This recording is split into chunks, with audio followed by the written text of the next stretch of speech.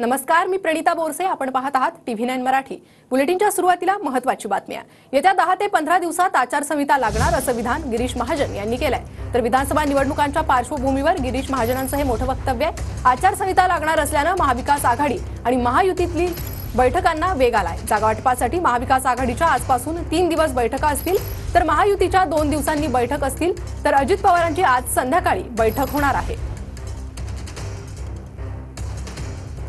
तर आचारसंहिता लागणार या पार्श्वभूमीवर घडामोडींना वेग आलाय. 10 ते 15 दिवसांमध्ये आचारसंहिता लागणार, मंत्री गिरीश महाजन यांनी हे वक्तव्य केलंय. निवडणुकीच्या पार्श्वभूमीवर महायुती महाविकास आघाडीच्या बैठकांना वेग आलाय. तर महाविकास आघाडीत आजपासून सलग 3 दिवस जागा वाटपावर चर्चा होणार अशी माहिती राऊतांनी दिली आहे. तर काँग्रेसचे नेते व्यस्त म्हणून बैठकीच्या तारखांवर तारखा पडतात असाही टोला राऊतांनी लगावलाय. तर काहीही झालं तरी जागा वाटपावर 3 दिवस चर्चा होणारच असंही संजय राऊतांनी म्हटलंय. तर 2 दिवसांनंतर महायुतीच्या जागा वाटपावर बैठका होतील अशी शिरसाट यांनी माहिती दिली आहे.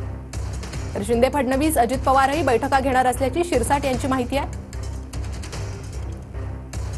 तर आज संध्याकाळी अजित पवार यांची देवगिरी बंगल्यावर बैठक पार पडणार आहे. अजित पवार जागा वाटपाबाबत आमदारांशी चर्चा करणार असल्याची माहिती आहे.